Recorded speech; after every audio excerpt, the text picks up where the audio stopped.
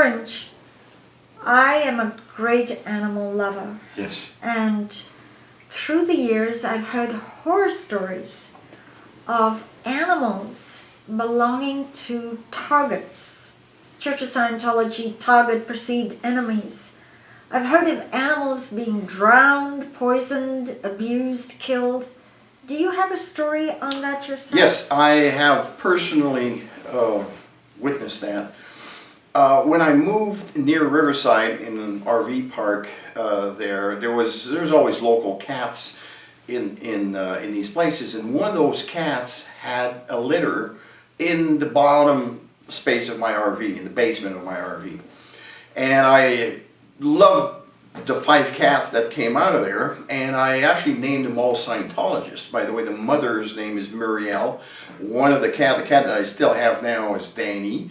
And so I named them all after Scientologists. Now, but I couldn't keep 6 cats, so I ended up keeping 2. And a very good friend of mine from Riverside took 3 of them. And cats were perfectly healthy, well fed. They were about 6 weeks old at that time, very playful, they were all fine. At that friend's house, there was construction going on, and one of the doors was simply a piece of plywood that you could just move and get in. She didn't say that to anybody, but if you really wanted to break into that house, it was extremely easy. The 3 cats were inside, and one day, late in the evening, the cats started getting sick. They threw up, and the next morning, 2 survived, but 1 was dead. Okay, perfectly healthy cats in a good environment. So this is appears to me that we suspect that they might have pulled over that door window and threw a poisoned piece of meatball with there's all kinds of things you can put antifreeze in there, who knows, and one of the cats died. It was written 2 days before she was murdered. Where did you find that? In this score, she must have left it here. It's written by somebody called Sergius Bauer. Give it to me. I have heard from multiple sources that these are things that are often done to critics, and for them maybe it's not considered a crime, I don't know, but it's just, as an animal lover, I'm sure you're outraged to hear that. Again, we don't have video footage of it happening when getting done, but I assure you these cats were perfectly healthy. And then died of poisoning. That's right, yeah. Yes, it's very sad. That cat, the cat that died was named Tommy, for Tommy Davis, by the way. Now, you were also being gaslit at the same time? Oh, of course.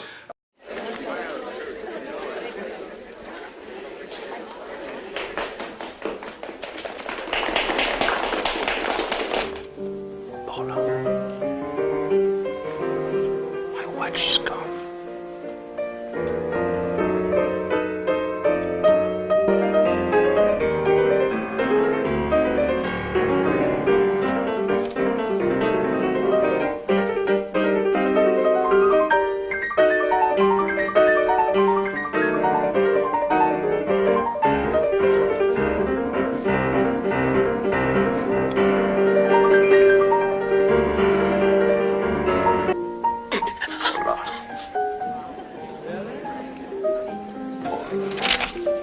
Please control yourself.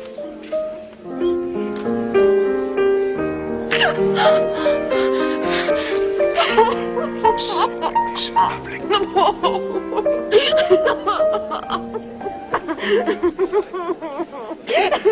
Come. Gaslighting, you just Google that. It's a technique that's applied to critics, or anybody for that matter, to make them think that they're crazy. He said I wasn't any liquor. He said I was going out of my mind. You're not going out of your mind. You're slowly and systematically being driven out of your mind. But why? Why? I was well aware of that. I had researched the whole thing. And when I lived in Lake Elsinore, it was just absolutely fascinating the time and effort that they would put to gaslight me. And they were trivially small things. There was a shed behind my RV that was completely empty. It was unlocked. And the doors were open at one time, so I decided to close them. Came back the next morning, wake up at 7, the doors are open. I thought I closed them, you know. So I closed them again, and then finally I did that every night, and I couldn't be bothered to stay up all night to watch what was going on. But it came to a point where the lock, I would turn the lock, let's say 45 degrees, and I'd come back the next morning, it was up at the 12 o'clock position. And we went back and forth like that every night for like a week and a half. Of course, they thought they were driving me crazy. I was having a blast making them do that. And I suspect it's a Scientologist from Tustin that was driving every night, unless they might have rented an RV there, stayed there too. I don't know. But that happened for full 2 weeks nonstop, and I was playing with them. I knew it was happening, and I had fun with it. And I was asked to assist with the harassment of Mr. Choquette, who I'm sure you're all well familiar with. And I was asked to go out to his home, which I did. I was actually, as part of the information control that the church runs on their members, I was indoctrinated to believe that all protesters were terrorists. That is the line they use to the members to make it understandable that there even are protesters. Okay, so I was then asked to go to his house, which I did, and I stood in front of his house with a sign saying that he was a terrorist. This sign was made by Scientology in Orange County. And the day before, 2 members of the Orange County organization had gone to his neighborhood to spread leaflets throughout the neighborhood saying that Mr. Choquette is a terrorist. Scientology likes to isolate their critics from family members, neighbors, and friends, and they do it this way. As part of this operation, I was also asked to find out from the neighbor of Mr. Choquette what is Mr. Choquette's source of income. Scientology likes to know this because they like to go to the employer of the critic to discredit the critic or spread lies or both. In the case of the critic being self-employed, they will go and contact the clients of the critic to discredit him, to discredit the critic. Upon my return to the organization, I was also informed if anybody were to ask me who set me up to do this, I should tell them that it was on my behalf. I myself decided to do this, not the church.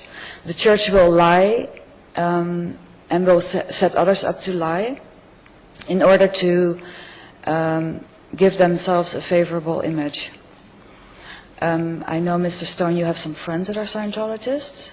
I actually know them personally. They used to be my friends. They have since disconnected from me.